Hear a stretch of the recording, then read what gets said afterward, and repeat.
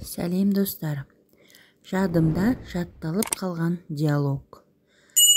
Жәнібек, дәл қазір сені туған анаң естіп отырса, ол кісіге не айтар едің?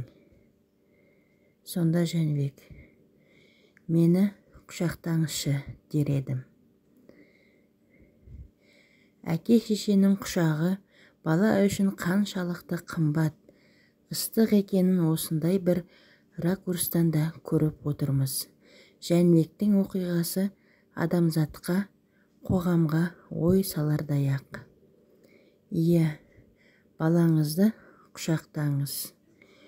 Күнделікті күйбең тірліктің соңында жүріп, ана мен бала, әке мен перзент арасындағы алпауыт күшті махаббатты байқамауыңыз мүмкін ғой. Сондықтан тіпті 1 минут бос уақытыңыз болса, балаңызды құшақтаңыз.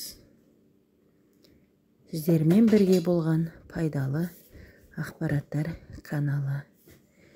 Келесі видеода кездескенше сау, саламат болыңыздар.